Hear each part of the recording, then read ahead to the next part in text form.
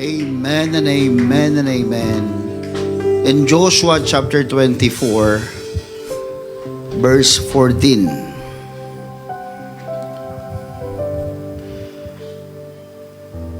Joshua chapter 24 and verse number 14.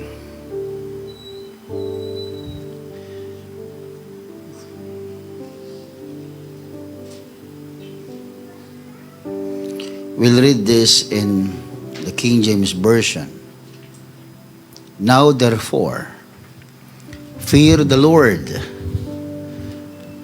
and serve Him in sincerity and in truth, and put away the gods which your fathers served on the other side of the flood and in Egypt, and serve ye the Lord.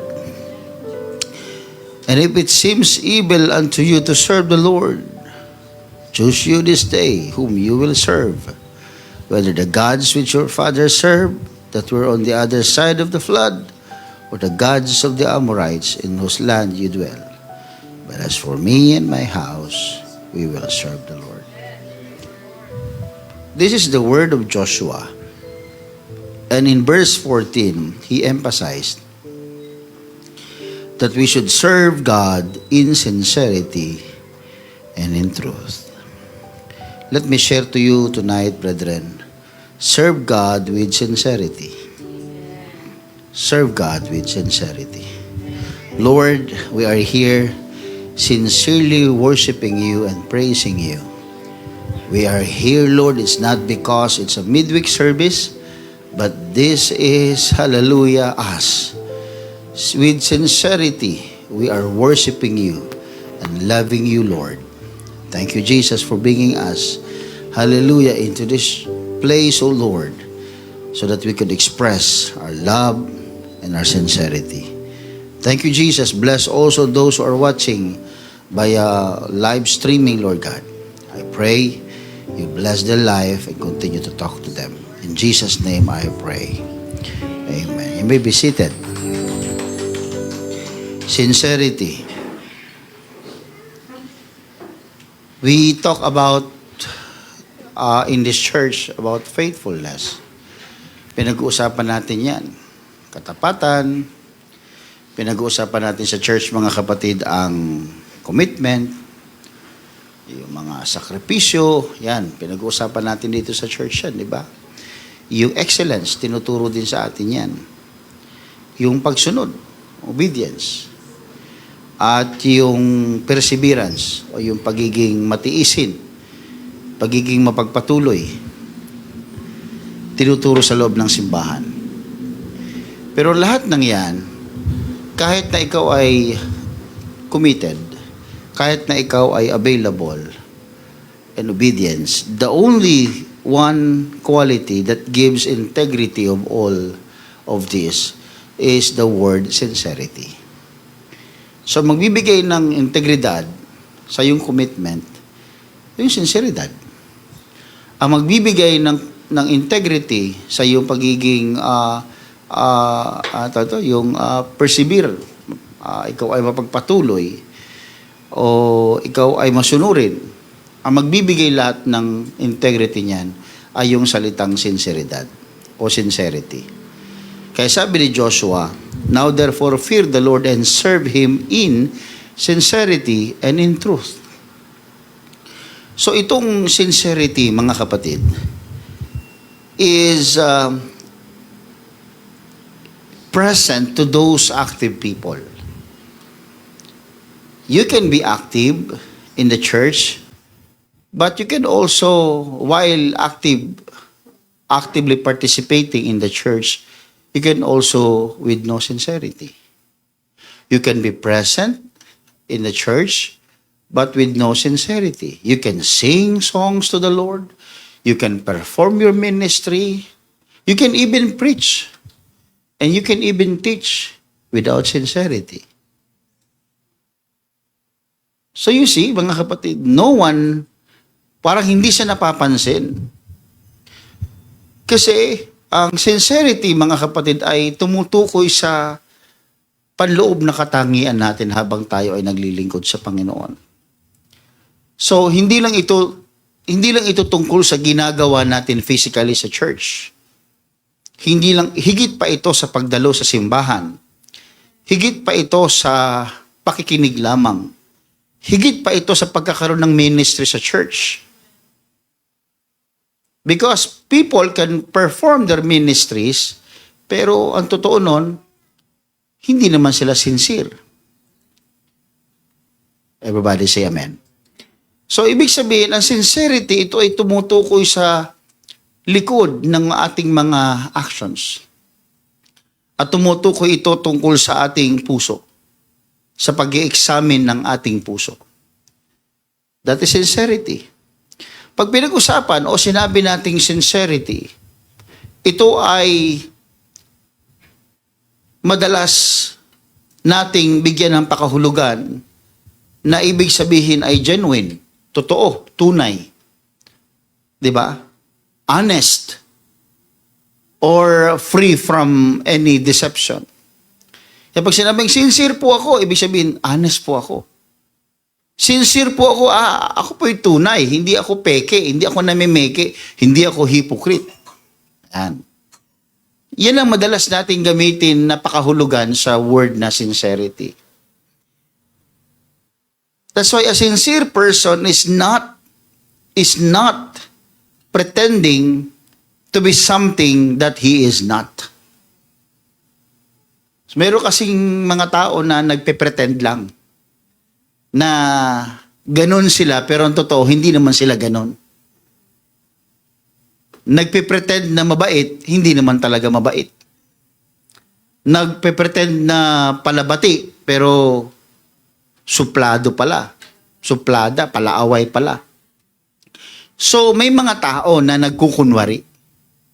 Ang sincere person daw is not pretending. Hindi ka nagkukunwari. He is not pretending to be something that he is not. His outward expression corresponds with what is actually within him. Yung kanyang ikinikilos na nakikita natin sa panlabas ay siyang totoong nasa loob niya. Yun daw ang sincere. Kaya may mga tao, mga kapatid, na baligtad. Ang ipinapakita nila ay iba sa kanilang totoong saloobin. Ang kanilang ikinikilos ay iba sa kanilang totoong nararamdaman o totoong sila, mga kapatid. So sa madaling sabi, ang sincerity is when what is seen on the outside agrees with what is true on the inside. Kaya may mga tao, mga kapatid, na they pretend that they are prayerful, they pretend that they are worshipers, they pretend that they are active, and they love the word, they love the ministry, pero ang totoo noon, sa loob-loob nila, kabaligtaran. Kaya may mga tao na nadadaya. Akala natin totoo sila. Hindi pala sila sincere. May mga tao na nagpapatawad, humihingi ng sorry dahil may nakakakita, may nakakarinig. Pero ang totoo nun ay hindi naman niya talaga tinatanggap sa kaloob-looban niya yung kanyang pagkakamali. Pero dahil may nakatingin, hihingi ng sorry. Dahil may nakatingin, kunwari magpapakumbaba. Pero ang totoo nun, labag sa kanyang ginagawa niya. Maaaring yung kanyang sinasabi ay maganda, pero ang kanyang saloobin ay questionable. Kaya hindi lahat ng lumalabas na maganda sa bibig ng isang tao ay dapat nating paniwalaan na ito'y totoo. Naku, kaya pa ibig sabihin? Ang mundo na ito, mga kapatid, ay puno ng pagkukunwari. Di ba? Akala mo lalaki, babae pala. At akala mo babae, naku, lalaki pala. Mapagkunwari. So, kung ano ang nasa loob natin, kung tayo ay totoong nagpapakumbaba, yun din dapat ang nakikita sa atin sa panlabas. O, baligtarin natin. Ang madalas nakikita ng tao yung ating ginagawa sa panlabas. At dapat siguraduhin natin na ganoon din tayo sa panloob. Maliban doon, sinabi ni Joshua, mga kapatid, that we should serve the Lord in sincerity. Dapat pa maglilingkod sa Panginoon, may sinseridad. Totoo. Pag maglilingkod sa Diyos, walang halong pagkukunwari. Kundi totoo ang kanyang ginagawa. That's why sincerity is closely connected with integrity. Magkapatid sila, mga kapatid. When we talk about integrity, it's about wholeness. Hindi po pwedeng kalahati. Pag sinabing integrity, kabuuan, wholeness. Hindi divided. Hindi contradictory, mga kapatid. Pag pinag-usapan naman ay sincerity, kaya nga magkahulugan sila halos eh. Pag pinag-usapan naman ay sincerity, it deals with the genuineness of intention. Intention ang pinag-uusapan. Pagiging totoo ng iyong intention. Pag pinag-usapan ng integrity, pagiging buo. Pag pinag-usapan ng sinseridad, pagiging totoo. Iba yung buo, iba rin yung totoo. Amen po ba, mga kapatid? So, closely connected sila. Kaya pag ang taong sincere, may integrity. At ang taong may integrity, sincere. Hindi mo siya pwedeng paghiwalayin. Palagi silang magkadikit, mga kapatid. Kaya kung ikaw ay tapat na naglilingkod sa Diyos, sincero ka sa iyong ginagawa, walang halong pagkukunwari, walang halong pagpapakitang tao, hindi ka nag-aartista, mga kapatid, sa iyong ginagawa, then ikaw yung taong may integrity sa harap ng Diyos. At the same time, ikaw yung taong sincere. Amen po ba? Ang pagiging sincere ay hindi pagiging perpekto. Liliwanagin ko lang po. Sincerity is not the same as perfection. Magkaiba po yun, mga kapatid. Because a sincere person, ang taong sincero, ay pwede pa rin magkamali. Kaya nga merong sincerely wrong. Sincere ka, pero yung ginagawa mo, hindi mo alam, mali. Pero sincero ka. So, hindi ibig sabihin, kapag ang tao sincere, ay perfect. May mga taong mali, pero sincero sila. That's like, kung saan naman tayo galing dati, mga kapatid? We've been in the faith na kung saan ang paniniwala natin ay we believe in more than one God.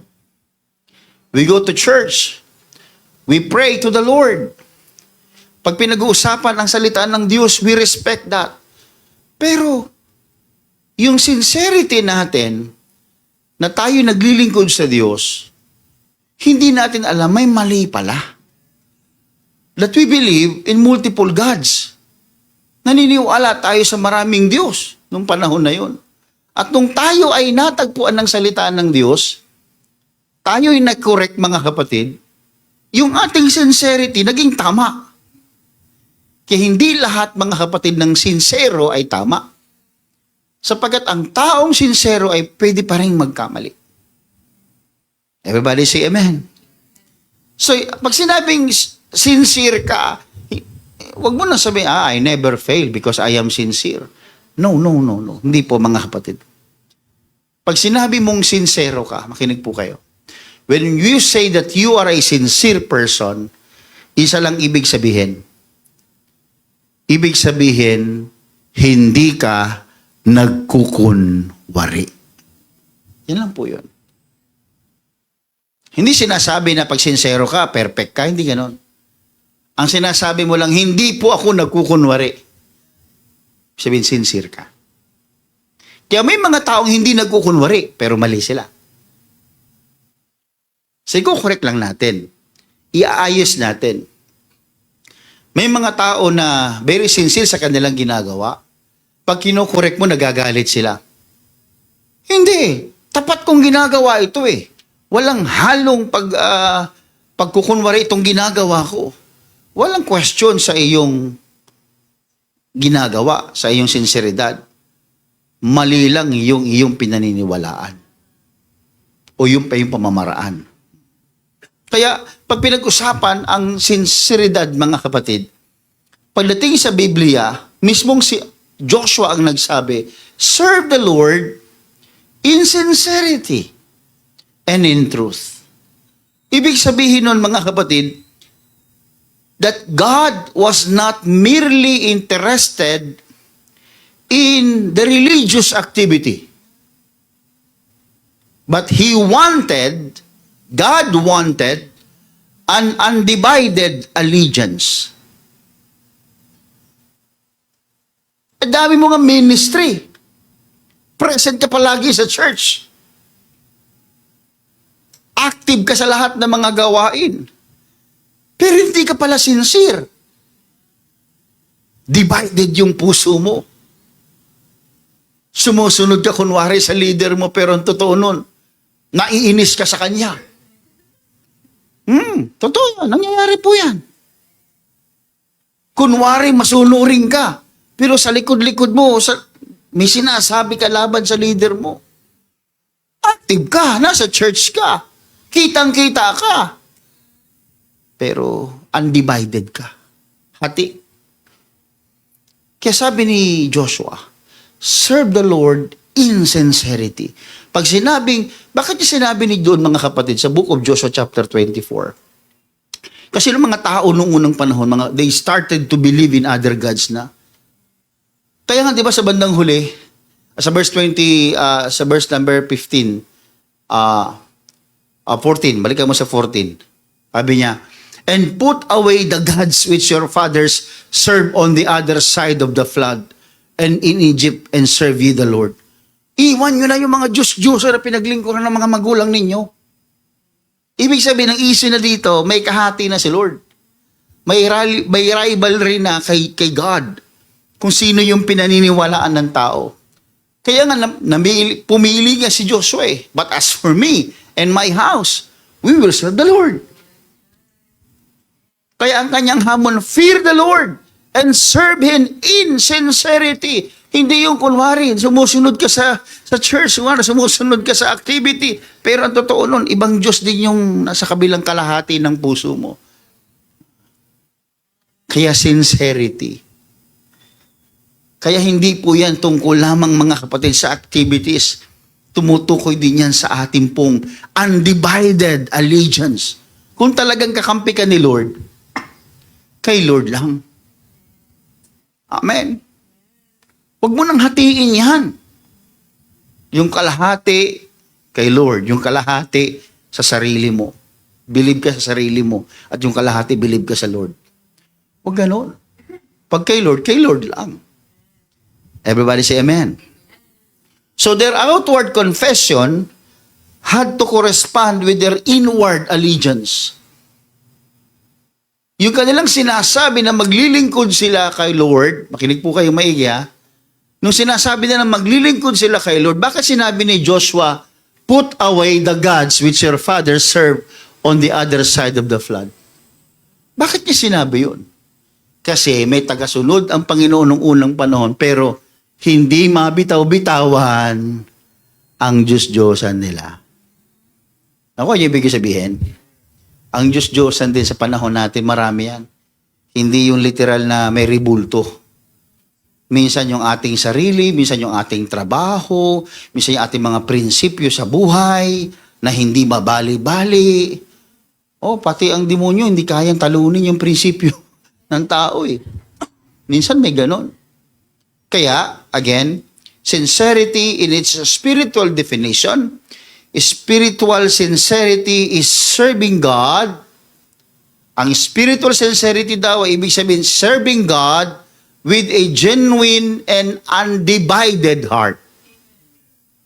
Where our outward service honestly reflects our inward devotion to Him.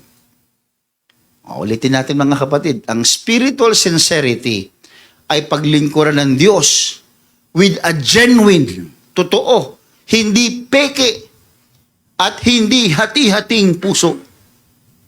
Amen. So yan ang hinahanap ng Panginoon. Kaya sabi ng Panginoon, di ba, sa John chapter 4, verse 24, worship the Lord in spirit and in, sa tingin nyo, yung pangalawa. Matindi yun, mga kapatid. And in truth. Kaya habang nag-worship ka, tinitingnan ng Panginoon, sabi ng Biblia, their lips is worshiping me, but their hearts are far from me. Ang bibig, Jesus. Ang bibig, Lord. Pero ang puso, nandun sa madyungan. Sa madyungan. Kung saan-saan. Di ba? Sa mga bisyo, sa mga prinsipyo sa buhay, sa mga uyab niya, yan. Sa mga kalayawan sa mundo. Nandun ang puso niya. Pero ang bibig niya paglinggo, Lord, sarap pakinggan mga kapatid. Sumisigaw pa, Jesus!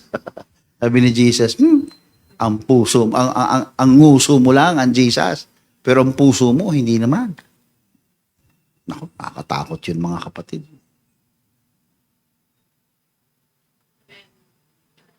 Undivided na.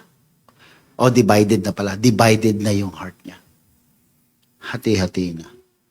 Ayon ng Panginoon yun, mga kapatid. Amen. Kaya nakatingin ng Diyos sa ating paglilingkod sa Kanya. Ini-examine ng Diyos ang ating mga puso. Yung ating pagpunta sa gawain, yung ating pagbibigay, yung ating paghayo, yung ating pagtuturo, pangangaral, pag-share. Nakikita ng Diyos ang bagay na hindi nakikita ng tao. Amen. Ay, ang Diyos natin, nakikita niya yung hindi nakikita ng tao. Ang tao, nakikita niya yung ginagawa mo, yung actions mo. Uy, sipag-sipag niyo magsimba. Grabe, Brad, lalapas ka sa langit. Ano yung lampas ng langit? Diba? Pero nakikita ng tao ang ginagawa natin, pero ang nakakakita ng ating motibo ay tanging Diyos lang. Kaya may watcher tayo. Lahat ng kung ito ba iintindihan niyo mga kapatid, lahat ng ginagawa natin may audience tayo. Ako mga kapatid, personally myself, my audience is not just the people that I can see. My audience, my greatest audience is God. Nakatingin palagi sa iyo. Sa ginagawa mo, sa iniisip mo, sa sinasabi mo, lahat yan. Yun ang audience natin. Yun ang great audience. Yun yung hindi nakikita ng tao, pero ang Diyos nakikita niya tayo. Naririnig ng tao yung sinasabi mo. Uy, galing niya. Ang bait niya. Ang lumanay niya magsalita. Pero alam ng Diyos kung ano intention mo. Bakit nagbabait-baitan ka? Kunwari, maamo ka. Kikita ng tao yung ministry mo, galing pala ganyan. Galing niyang kumanta. Galing niya mag-lead. Talaga naman. Pero hindi nakikita ng tao yung laman ng puso ng taong yun. Tanging Diyos lang ang nakakaalam niya. Kaya yung audience natin, ingatan yung maigi mga kapatid. Palaging nakatingin yan. Habang nakaupo kayo ngayon, alam ng Diyos, alam ng audience natin. Kung ang iniisip mo ay ang kanyang salita o yung fried chicken na ulam mo mamaya, alam niya yun. Diba? Isip ni Rhea, mamaya ulam namin, Jollibee. Kasi, kailangan mag-celebrate kami bago umuwi si Mama. Jollibee. Isang bucket. Diba? Diba? Grabe. Bakit nga ba? Bakit nga ba hindi manok ang laman nito? So, isang example is nung si Samuel, mga kapatid, ay inanoint niya ang susunod na hari ng Israel. Na-impress siya, mga kapatid, sa appearance ng tao. Kinurek siya ng Panginoon sa 1 Samuel chapter 16 verse 7. Kasi nakita niya si Saul na matipuno eh. Verse 7, no? But the Lord said unto Samuel, look not on his countenance. Huwag mong tingnan yung panlabas niya. Or on the height of his stature, hindi ko mo matangkad, ayos. Ayun, height of his stature. Because I have refused him. For the Lord seeth not as a man seeth. For man looketh on the outward appearance, but the Lord looketh on the heart. O, tingnan niyo mga kapatid. Yung audience natin, nakatingin yan mga kapatid. Anong ibig sabihin? Ito sa verse na ito, isang katotohanan lamang. Ang tao tumitingin sa panlabas. Kaya ang totoong kagandahan, the beauty is in the eye of the tiger. Ay, mali. Eye of the beholder pala. Oo. Ngayon naman rising up. Kumanta di ba? Naku yung ibig sabihin, mga kapatid. Kaya huwag kayong humanga sa panlabas. Kasi ang totoong kagandahan ng tao, hindi lang yung panlabas. Ang Diyos niya nakatingin, sabi niya, sinaway niya, Samuel, huwag ganyan. Nakatingin ka sa tangkad niya, sa matipuno niyang katawan. Hindi yan. Ang Diyos nakatingin sa puso. Ang Diyos nakatingin sa puso. Amen po ba? Kaya pag kayo mga kababaihan, may manligaw sa inyo, nakita tumingin sa mukha.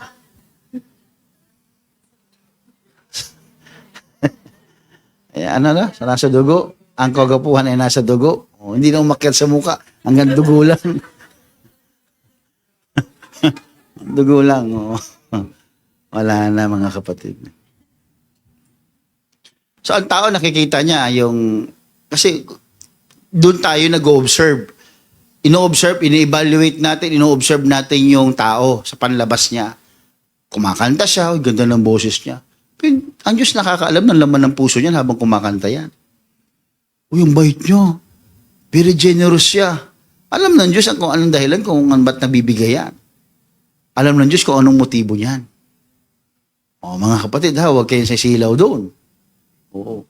Kasi baka mamaya, nabigyan lang kayo ng malaki. Diba? Uy, laki naman ang binigay nito. Magkano? 5 pesos. Natin magkano? 1 peso. Diba? Ang Diyos, mga kapatid, does not only evaluate what we do, but He also evaluates the heart from which we do it. Habang ginagawa mo ang isang bagay, sinusukat ng Diyos ang ating puso. Kung anong laman nito, mga kapatid. Kaya nga, even David, mga kapatid, he taught Solomon in 1 Chronicles chapter 28. Ang ganda ng tinuro ni David kay Solomon.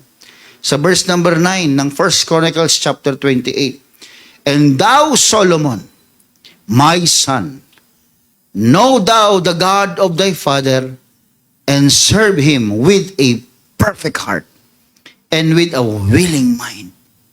For the Lord searcheth all hearts, and understandeth all the imaginations of the thought. If thou seek him, he will be found of thee. But if thou forsake him, he will cast thee off forever. Ang ganda ng sinabi ni David sa kanyang anak. Liwanag, mga kapatid. Serve him with a perfect heart and a willing mind. For the Lord searches all hearts and understandeth all the imaginations of the thoughts. Grabe, bumasa ang Panginoon. Imagination of our thoughts. Basa niya yun. Kaya sabi ko sa iyo, yung audience natin nandun Hindi ka kikilabutan sa mga gagawin mo, sa mga desisyon mo, sa mga ina-action mo, sa mga pinaplano mo. Mga kapatid, kung maiintindihan mo ito, nakatingin palagi ang Diyos. Alam ng Diyos. The Lord searcheth all hearts. Sinisiyasat niya ang puso ng mga tao. At naiintindihan niya yung ating mga iniisip. Grabing audience yan. Ako, hindi nyo alam ang iniisip ko ngayon. Pero ang Diyos, alam niya. Alam niyo ba yung iniisip ko ngayon? Hindi. Si Rhea yun eh. Isip ni Rhea yun. Hindi ko isip yun eh. Oo. Oo, di ba? Jun naman to. Isip ni Jun yun. Hindi ko isip yun. Palagi yung tanong sa sarili nyo, bakit ko ba ginagawa ito? Yan. Bakit ko ba ginagawa ito? Para mapansin? Bakit ko ba ginagawa ito? Para lumabas na ako ang tama? Bakit ko ba ginagawa ito? Para sabihin na ako ang mas magaling? Yan. Bakit ko ba ginagawa ito? Kasi ang tao lamang ang makapagsasabi, mga kapatid, sa kanyang sarili kung bakit niya ginagawa yan. That's why sincerity requires regular examination of motives. Ayan. Bakit ba ako nag-aaral? Bakit ba ako nag-a-usher? Bakit ba ako tumutulong sa church? Bakit ba ako tumutugtog? Bakit ba ako umaawit? Paminsan-minsan tanongin natin ang sarili natin. Yung tanong na yan, hindi yan madalas itanong. Kasi masakit yan. Very uncomfortable, inconvenient na marinig yung tanong na yan. Kung tanongin kita, bakit ka naglilingkod sa Lord? Siyempre, ang unang sagot mo, may cover yun eh. Totoo yan, may cover yun. Siyempre, I want to be a servant of the Lord. Generic, di sagot niya, generic, di ba? In general, pero yung totoo, bakit ka naglilingkod sa Lord? Bakit ka nagsisisi? Bakit ka umaawit? Pero ang totoo nun, ang matik sa atin para may switch yun eh. Mayroong kagad cover up yun. Because I want to glorify God. Galing mo. Pero totoo nun, pag hindi nabigyan ng schedule, gagalit. Totoo hindi. Pag hindi nabigyan ng schedule, nagagalit. Dami sinasabi so nag-i-schedule. Doon mo na makikita. Hindi yung mapapansin ng iba. Ikaw lang mismo makakaalam niya. Kaya nga paminsan-minsan, tanungin natin yung sarili natin. Bakit ko ba ginagawa ito? Yan. Pag ang sagot natin ay, sabi ko nga sa inyo, hindi magandang itanong sa sarili yan. Dahil ikaw ang nakakaalam ng totoong sagot niyan. Pero magandang paminsan-minsan, spiritually healthy naman yan, yung tanong na yan. Tanong niyo paminsan-minsan, bakit ko ba ginagawa ito?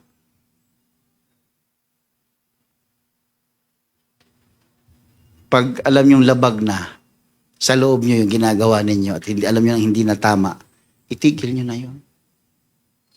Tigil niyo na. Kasi mabubuhay ka sa kasinungalingan. Palagi ka nang nagkukunwari. Kaya mo to, okay. Ayos yan. Kaya ko yan. Pagtalikod, tayo mo sinasabi.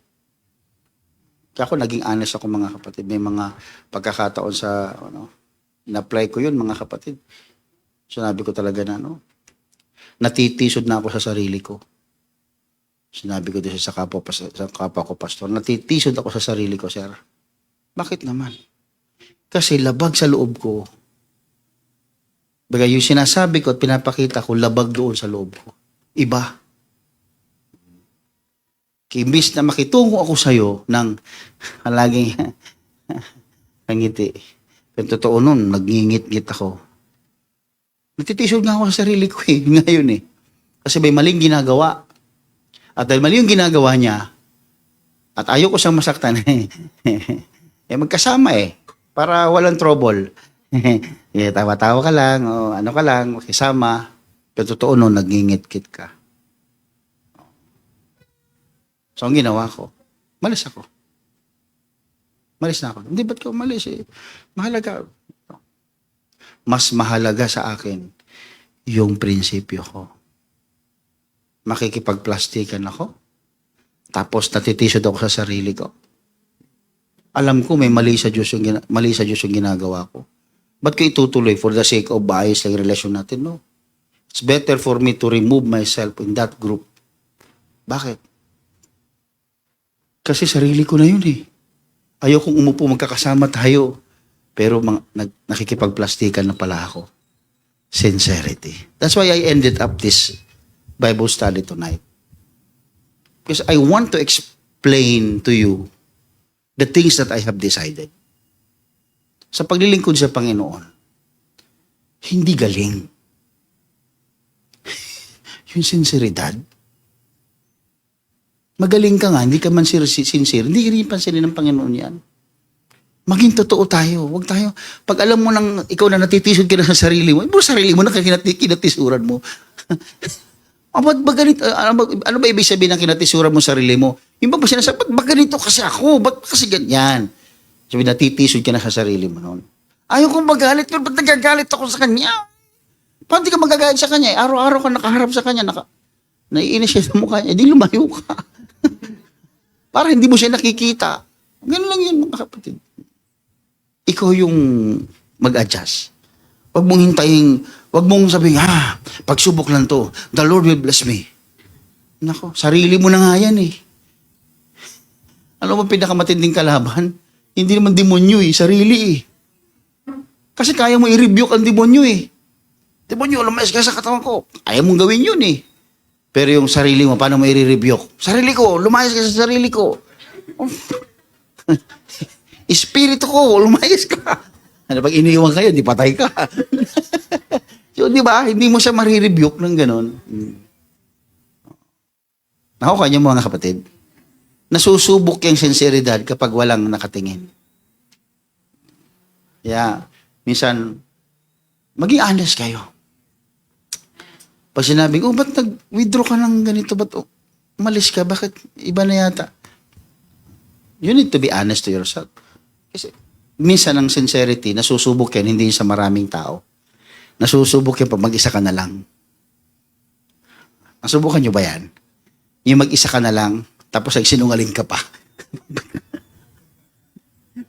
Ang tindi mo, nagsinungaling ka sa sarili mo. Alam mo naman ang sarili mo na mali yun, pero pinagsinungalingan mo. Ang tindi mo, di ba? Anong sabi ng Colossians? Chapter 3, verse 22. Servants, obey in all things your masters according to the flesh, not with eye service, as men pleasers, but in singleness of heart, fearing God. Bakit palaging kasama sa dulo ito? Fearing God. Kasi may audience ka sa taas. Wag ka daw maglingkod. Sabi niyan, na with eye service lang. Yung bang dahil may nakatingin, sipagsipagan. Dahil may nakikinig, galing-galingan. Diba?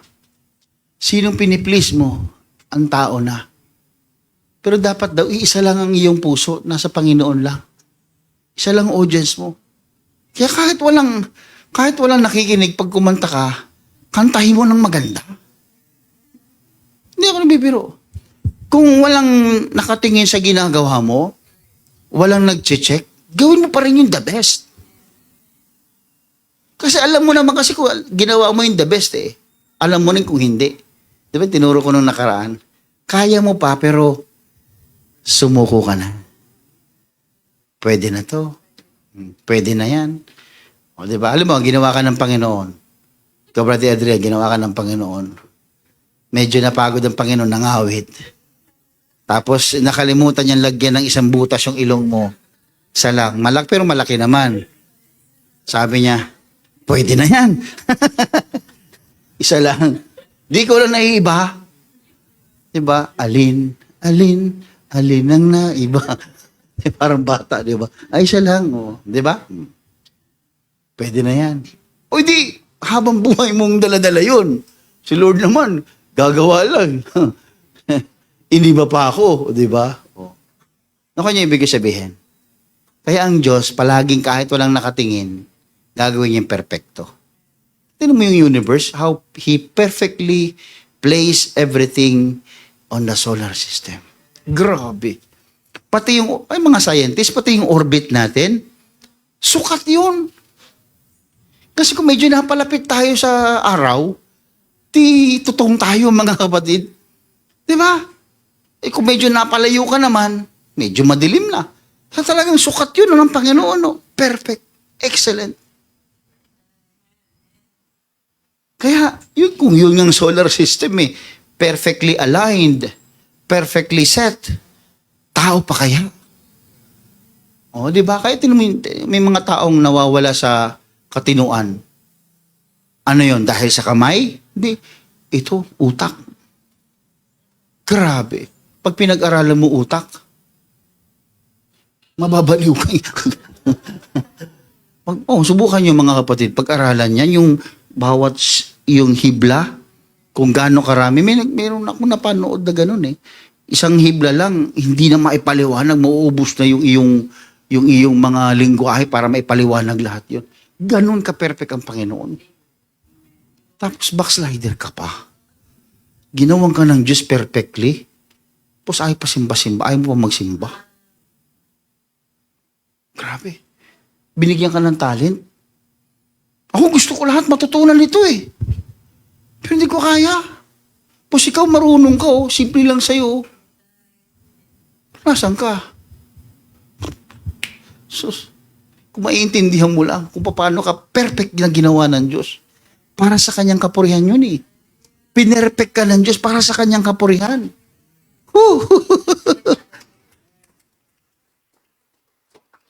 Tapos pahina-hina ka pa. Kupo naman. Ano problema mo, pera? Gihiwig kay pera. Lahat naman tayo pera problema noon pa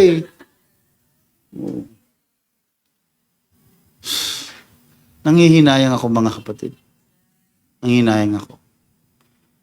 Kaya huwag niyong ipagpalit yung grabing ginawa ni Lord sa buhay ninyo sa isang bagay lang. Minsan yung isang bagay na yun,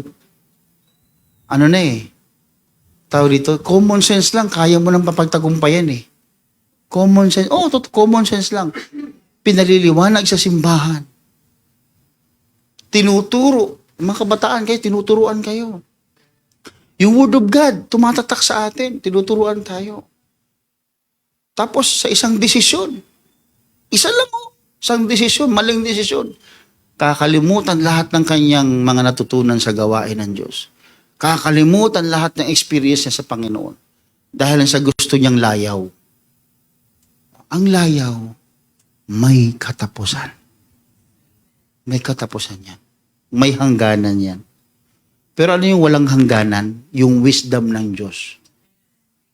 Kasi ang Diyos ay walang hanggan Ano mang bagay na tinanggap mo sa Kanya, galing sa Diyos na walang hanggan. Walang hanggan din ang biyaya at ang epekto sa iyo.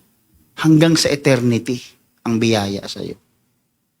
Kaya nga ika-count lang ng Diyos sa atin, hindi naman yung ginawa natin sa lupa Ang ika-count na ng Diyos sa atin, ang reward, ang re-rewardan ng Diyos, yung ginawa natin sa Kanya. Hindi sa tao, sa Kanya.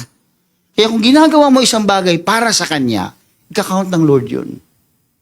Pero kung ginagawa mo isang bagay, papasikat ka sa tao, para ganito, para ganon. Sa tao mo, makukuha yun. Pero walang reward yun sa langit. Sayang. Sayang mga kapatid. Sabi mo sa katabi mo, sayang. Sayang na sayang. Sayang na sayang. Kumanta.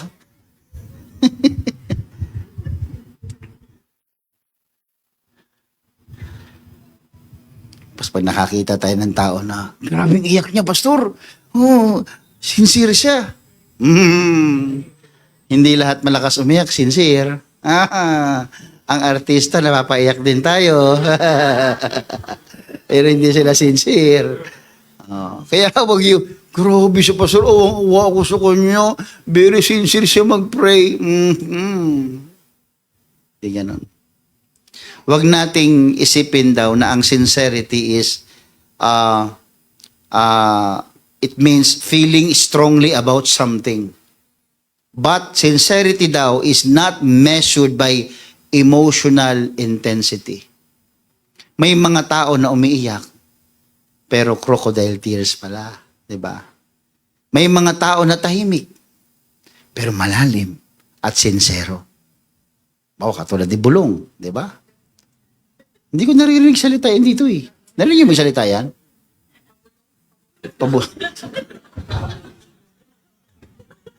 Nasa pangalan mo pala eh, Brad eh. Bulong. Bakit Bulong? Hindi ko naririnig yan, salita. Pero tignan nyo, Wednesday, nandito. Lalakad pa yan, minsan, mga kapatid. Malayo pa panggagalingan yan. Kaya nung nakaraan, nakikita ko sila, nabibless ako, sabi ko, nasa na ibang kabataan? Pero sila nagpapatuloy, Kahit walang nililigawan yan dito, nagpupunta. Di ko lang alam. Sorry naman. Sincere yan. Ano ba kayo? Nabibless ako sa kanila, mga kapatid. Nakikita ko yan. Linggo, nandyan din sila. Tahimik sa isang sulok. Wala silang ministering mga mata natin, parang di ba? Sila tahimik lang sa likuran. Pero naglilingkod sa Panginoon. Sincero. Sana ay sincero. Sincero ka naman, di ba, Brad? Ayos, di ba? Sincero. Hindi ko mo maingay, maiyak. Sincerely, strong. Hindi. May mga taong malalakas, tahimik lang sila, mga kapatid. May integrity sila sa Panginoon. Kaya pagpatuloy nyo yan, mga kapatid. Sana lahat ng kabataan ganyan. Yung bang hindi na kinakailangan pang utusan. Kaya sa susunod, hindi ako magugulat kung isang araw yan ang magiging leader nyo sa youth department. Yung mga ganyan. Hindi ko nagbibiro. Kasi nakikita mo yung paglaki niyan eh. Ako bilang pastor, nakikita ko yung growth ninyo, yung spiritual, yung yung track ninyo, nakikita ko kayo. Nakikita ko paano nyo disiplinahin sarili nyo, paano kayo maging spiritually disciplined. Nakikita ko yun. So pag dumating ang panahon na kayo nabigyan ng role sa simbahan, hindi dahil napagtripan lang kayo. Tinanim nyo yan eh. Walang bagay na inaanin natin na hindi natin tinanim. Totoo yan, mga kapatid. Kaya ngayon pa lamang magtanim kayo na magtanim. Para hindi na tayo bahain. Diba? Ay, ba't ba tayo napunta sa baha, no? Blood control, di ba? Nako. So, may mga tao naman lalakas magsisigaw. Hindi ko sinasabi ko siya, shout unto the Lord, di ba? Pero may mga tao, sigaw ng sigaw. May iba naman, pero totoo nun, di ba? Kaya sumisigaw kasi nakikigaya lang. Sumigaw siya, amin din. Di ba? So, hindi ko kung ano yung ginagawa ng panlabas ay totoo na sa loob. Matthew chapter 15, verse 8. These people draw it nigh unto me with their mouth, and honor me with their lips, but their heart is far from me. Sakit nito, mga kapatid. Sabihan ka ba naman ng Panginoon yan? Paawit-awit ka pa? Ang layo naman pala ng puso mo. Totoo yan, mga kapatid. Kasi divided na eh. Nahati na ang puso. Pag ang ating allegiance, ang ating katapatan sa Panginoon, loyalty natin sa Panginoon ay hindi na buo, mahihirapan tayong maging sincero. Anong sabi ni David sa Psalms chapter 86, verse 11? Teach me thy way. Sabi ni David, O Lord, I will walk in thy truth. I will walk. May activity na in thy truth. Unite my heart. Teka lang. Unite my heart. Ilan ba puso ng tao?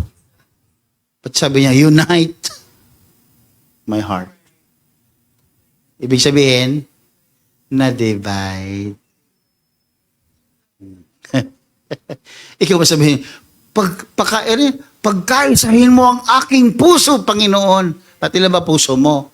Isa lang naman talaga. Pero ang totoo nun kasi, divided na yan. Kung kani-kanino mo binibigay, yung 30% dito, yung 30% doon, o 10% na lang naiwan kay Lord. Kaya sabi, prayer niya, teach me thy way, O Lord. I will walk in thy truth. Unite my heart to fear your name. Diba? Sana ganun tayo mga kapatid, no? Isa lang ang puso natin. Alam mo yung pag isa lang ang puso ng tao. Alam mo yun, maririnig mo sa sinasabi niya, sa ginagawa niya, sa plano niya sa buhay. Alam mo kung sino talagang laman yan eh. May mga nakakalungkot mga kapatid. Diba? Nakikita natin may mga tao na they are so active in the church. Activity sa simbahan, talaga mang sali sila. Active na active. Talaga bless na bless. Talagang pagpapalain ng Panginoon ito. Tapos biglang isang araw, ipinagpalit sa trabaho. Bye-bye. Bakit? Walang ibang opportunity, pastor eh. Sa tagal mo sa Panginoon, ngayon ka pa nawalan ng paniniwala na hindi kaya magbukas ng Diyos ng opportunity. Wala lang. Isang alok lang na din, pinagtatawanan tayo ng demonyo pag ganyan. Pa-active-active ka sa church. Dumaan ang demonyo, sumunod ka naman. Ibig sabihin, wala sa Diyos ang puso mo. Ang puso mo nasaan? Sa oportunidad na pansamantala. Inalok ng trabaho. Dito ka. May sweldong ganyan. Kinalimutan ng activity. Kinalimutan ng simbahan. Kinalimutan ng pananampalataya. Tanong, yung bang kanyang trabaho, naglapit sa kanya sa Panginoon o naglayo? Maging matalino kayo. Isipin yung maigi kung ito'y patibong ng kaaway o biyaya ng Diyos.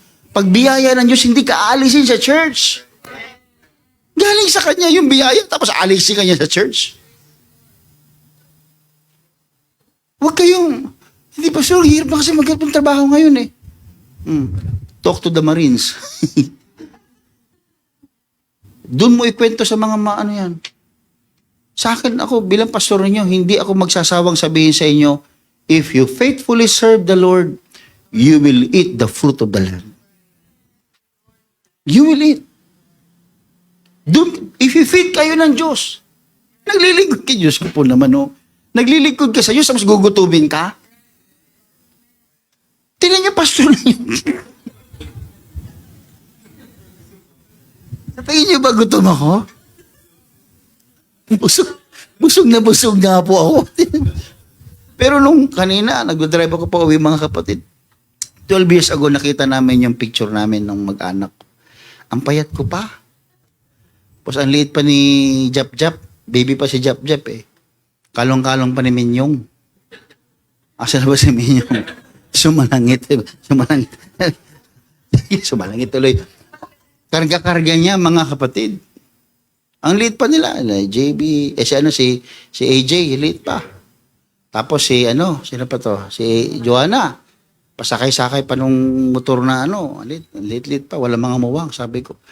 Kung pwede lang sana, wag nang lumaki ang bata. Diba, no? Balikan mo yung nakaraan, sana wag nang lumaki. Mabait nung maliit eh. Mabait pa rin naman nung lumaki. Diba? Pero daga yung mabait, diba? Sabi ko, pagbabalikan ko, sabi ko, ang payat ko pa dito. Ang payat ko pa dun eh. Tapos tinitingnan ko yung sarili ko, sabi ko, ibang-iba na ako. Ang laki na ng tiyan ko. Sabi ko, pero titignan mo, babalikan mo. Diba? Yan, si Evelyn, kita mo, nakahiga lang sa semento. Ang sapin niya ay Lucky Me. Lucky Me. Di ba? Yung karton. Doon, tutulog. Ang unan niya, walang punda.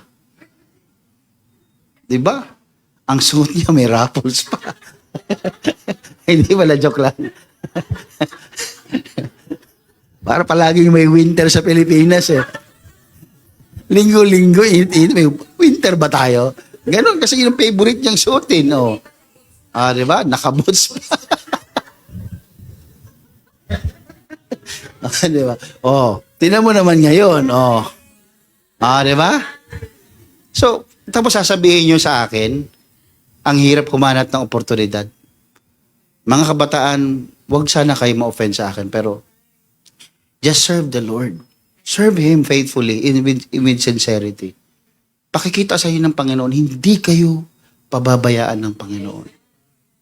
Ba't kayo pababayaan? Sa Kanya kayo naglilingkod eh. Iilan lang yung mga binanggit ko, mga negative, kung titignan mo, pangit yung mga pinagsimulan. Pero kita mo naman ngayon mga kapatid, pangit pa rin.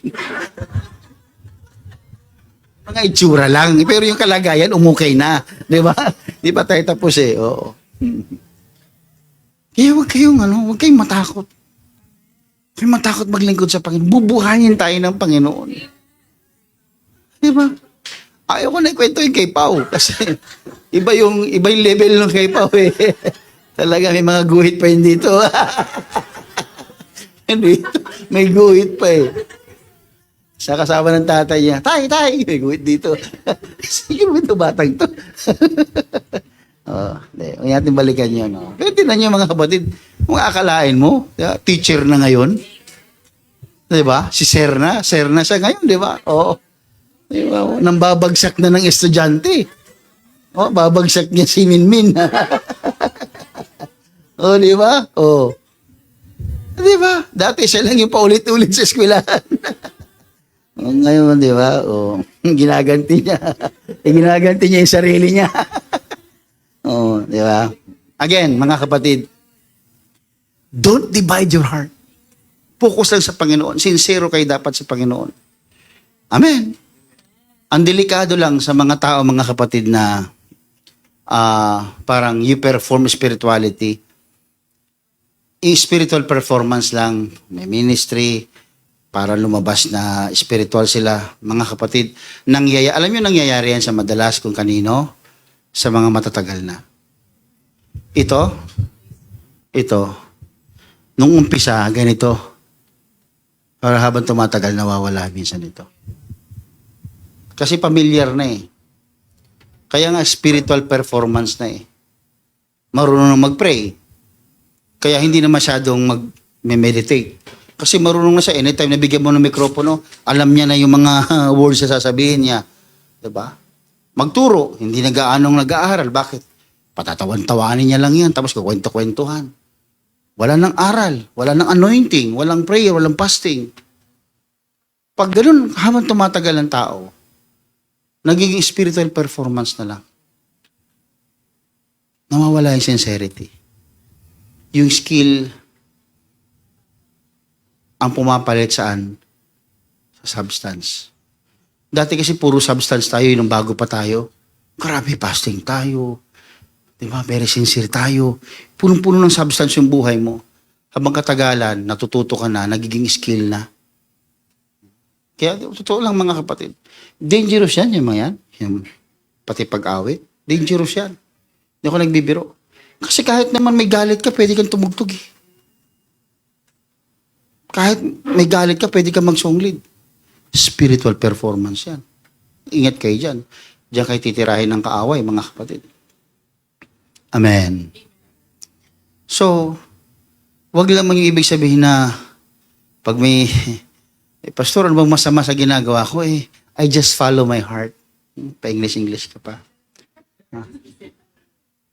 May mga tao nagsasabi, mga kapatid, na as long as sincere ka sa ginagawa mo, follow your heart.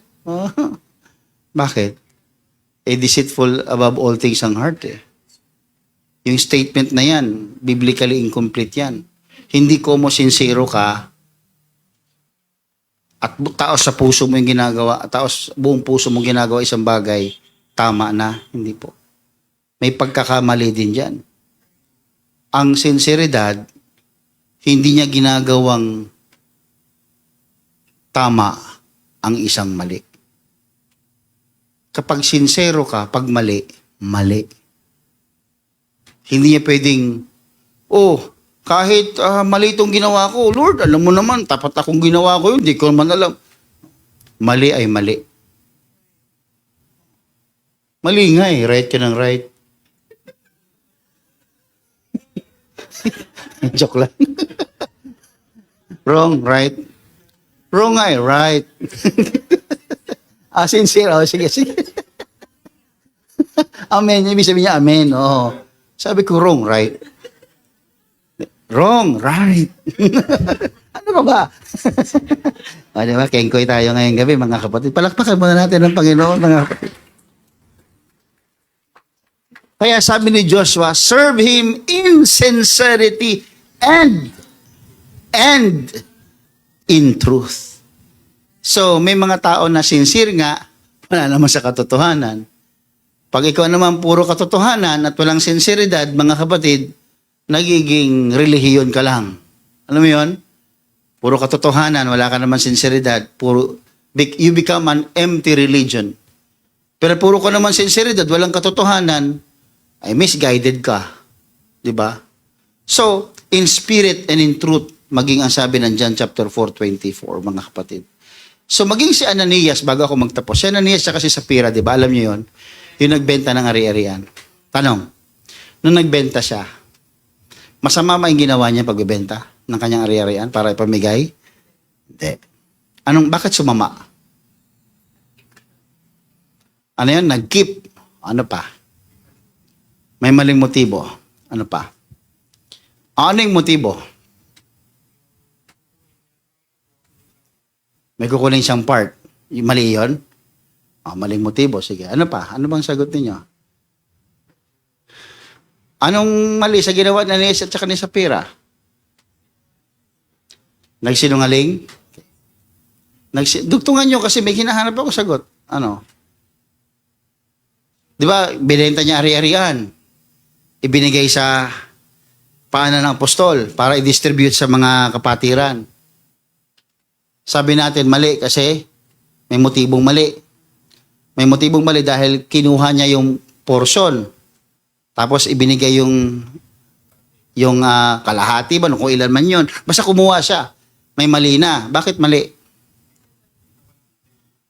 May sincerity na walang integrity. Hindi ba pwede yun?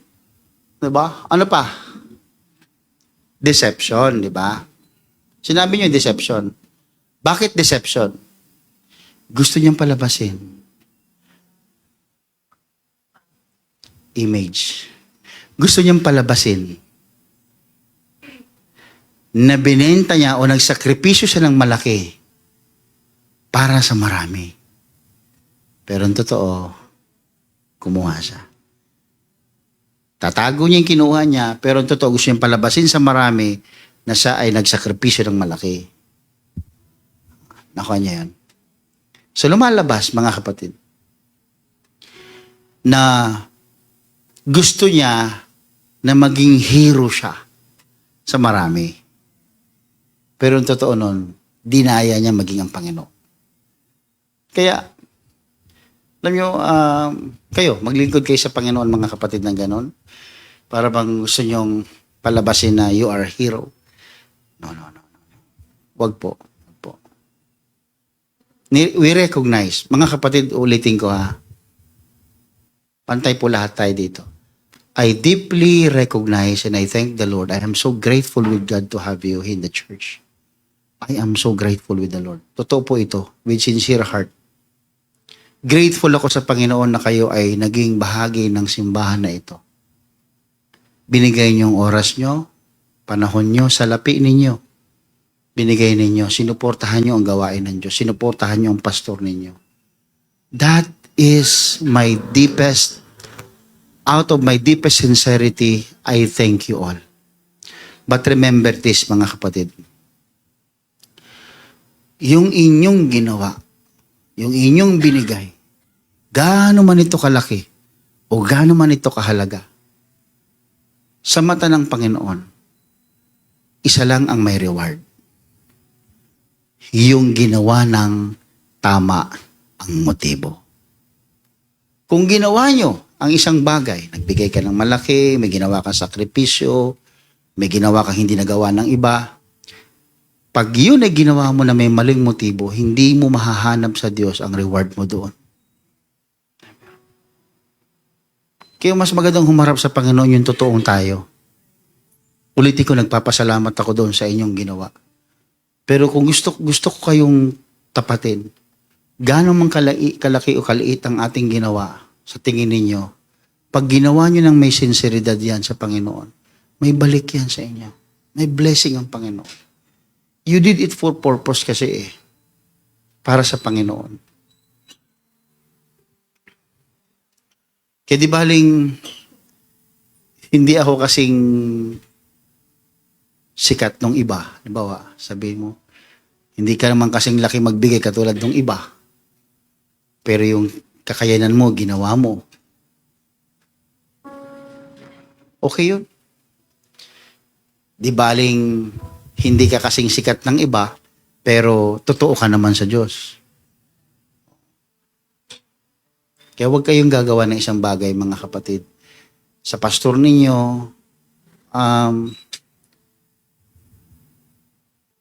don't try to impress me.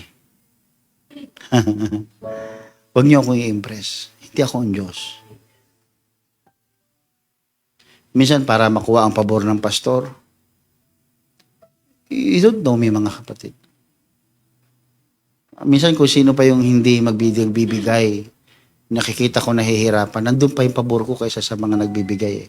It's not because ayaw kong paboran yung nagbibigay. Kasi nakikita ko rin yung kakayanan ng tao.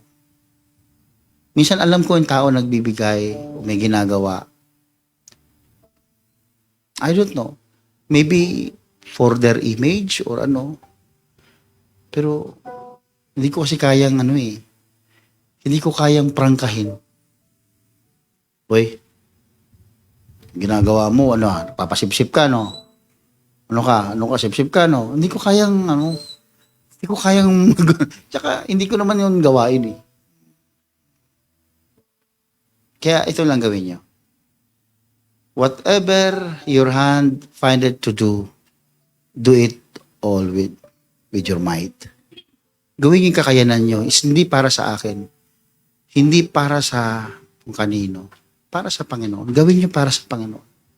Yun ang tama Para hindi sayang. Tinan mo, biruin mo yun mga kapatid. Property nila, binenta nila. Magkano property noon? Yung pinagbentahan noon, ibinigay sa mga apostol para para i-divide sa mga kapatiran. Kasi ganun ang unang panahon Pero mo property mo, sakripisyo mo, bigla ka ng dedo na lang. Kaya sa Bible school dati, pinagdebatihan pa, ligtas ba sila o hindi?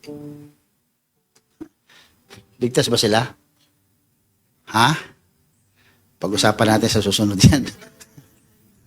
Assignment nyo. Kung ligtas ba sila o hindi.